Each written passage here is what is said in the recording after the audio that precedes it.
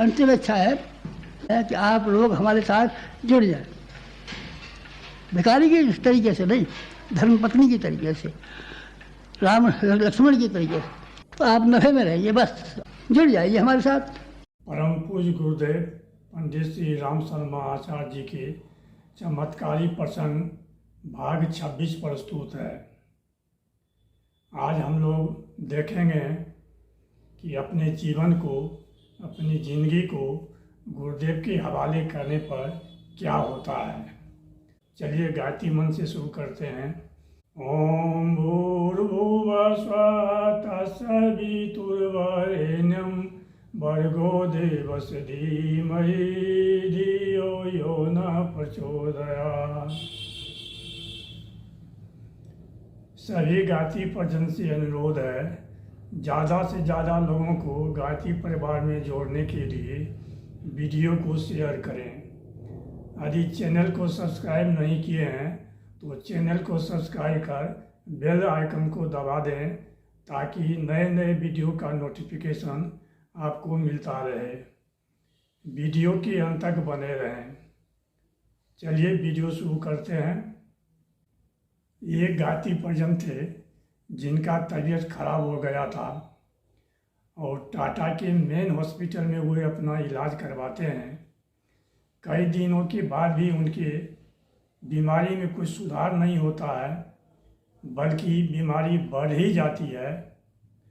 तब उनको वहाँ से निकाल के एक बड़े डॉक्टर के यहाँ ले जाया जाता है। वो डॉक्टर जांच करता है। जांच करने के बाद बताता है कि इनका किडनी खराब है, ये 7 दिन तक ही जिंदा रह पाएंगे, इससे ज़्यादा ये जिंदा नहीं रह पाएंगे। इनको बेलूर ले जाइए, वहाँ इनको इलाज करवाइए। अब उनका लड़का जो था वो परेशान हो गया। वो जल्दी जल्दी हाय फाय किसी तरह से ट्रेन में रिजर्वेशन करवाता है। 2 सीट तो मिल जाता है, लेकिन उस ट्रेन में बर्थ नहीं मिल पाता है। तब ये दौड़े दौड़े शक्तिपीठ जाते हैं और वहाँ पर एक परिजन को कहते हैं कि ऐसी ऐसी बात है और ट्रेन में रिजर्वेशन मिला है लेकिन बर्थ नहीं मिला है। तो वो परिजन, वो गायत्री परिजन बहुत कोशिश करने के बाद 2 सीट अवेलेबल करा देते हैं। जिस दिन इनको ट्रेन पकड़ना था उस दिन 11 बजे शक्तिपीठ से 3 आदमी इनके यहाँ पहुँचते हैं।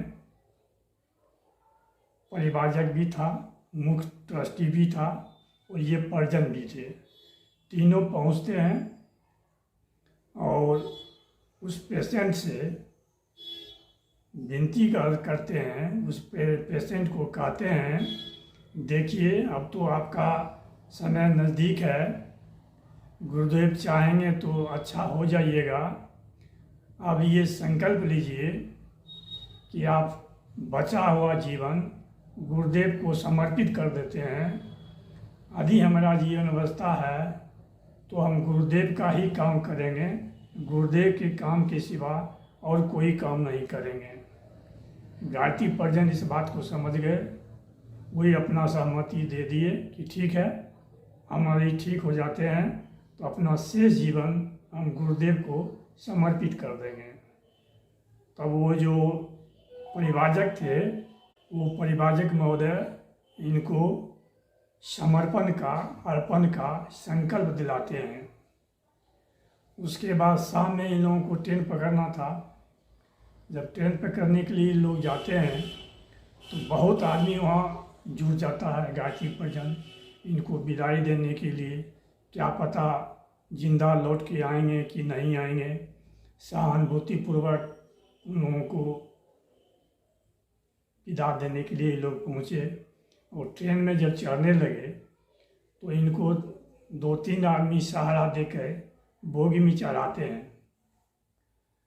और बोगी में जब चढ़ जाते हैं तो खुद वहाँ से लेकर अपने सीट तक पैदल चले जाते हैं।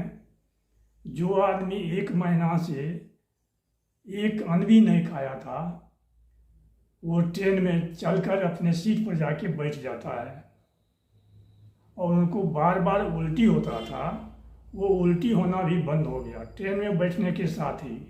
उसके बाद ये लोग बेलूर पहुंचते हैं, वहाँ इनको हॉस्पिटल में भर्ती किया जाता है। जब डॉक्टर इनकी गंभीर स्थिति को देखता है तो वो भी अचंभित हो जाता है, लेकिन आखिर डॉक्टर ही था, इलाज तो करना ही था। इलाज शुरू किया, जो जांच ऊँच करना था वो सब अपना खून अपना डॉक्टर लिए और इनको कोई दवाई नहीं दिए, बल्कि जो खाना नहीं खाते थे, कमजोरी था, उस कमजोरी को दूर करने के लिए खाने के बदले इनको केवल एक इंजेक्शन दिया गया और कोई दवाई नहीं। उसके 9 दिन के बाद इनको हॉस्पिटल से छोड़ दिया जाता है। ये लोग अपने डेरा आते हैं, यानी होटल आते हैं जहाँ ये ठहरे हुए थे। इनकी पत्नी जो थी ब्रह्म मुहूर्त में रोज होटल के छत पर जाके 24 माला गायत्री मंत्र का जाप करती थी। और जिस दिन रिपोर्ट अंतिम रिपोर्ट आना था, उस दिन जब ये जाप कर रही थी, इनको ध्यान में गुरुदेव और वंदनीय माता आती हैं, तो ये बहुत खुश हो जाती हैं। और ऊपर से जब नीचे उतरती है तो उनके पति यानी रोगी जो थे वो कहते हैं क्या बात है, आज बहुत खुश नज़र आ रही हो।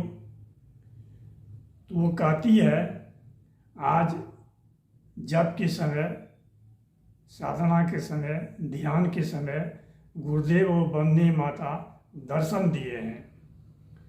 तब वो रोगी कहते हैं कुछ अच्छा ही होगा, इसलिए गुरुदेव वंदनीय माता दर्शन दिए हैं। आज का दिन रिपोर्ट आने का अंतिम दिन है, देखिए चलते हैं क्या होता है। ये लोग हॉस्पिटल पहुंचते हैं रिपोर्ट लेने के लिए। तो हॉस्पिटल पहुंचने के बाद डॉक्टर जब इन लोगों को देखता है तो डॉक्टर मुस्कुरा देता है।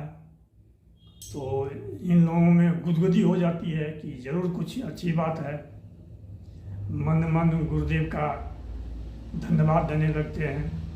तो डॉक्टर साहब कहते हैं कि बधाई हो, अच्छी खबर है, रिपोर्ट में कुछ भी नहीं आया है, आपको कोई बीमारी नहीं है, केवल इन्फेक्शन है जो दवाई देने से ठीक हो जाएगा। और वो ठीक भी हो गए और ठीक हो जाने के बाद अपना बचा हुआ जीवन, शेष जीवन शक्तिपीठ में लगा दिए। तो यहाँ देखें गुरुदेव के प्रति समर्पण, यानी गुरुदेव को अपने आप को समर्पण कर देने से क्या होता है। और गुरुदेव, वंदनीय माता, गायत्री माता आदि ध्यान में आवे तो समझ लेना चाहिए कुछ न कुछ अच्छा ही होने वाला है।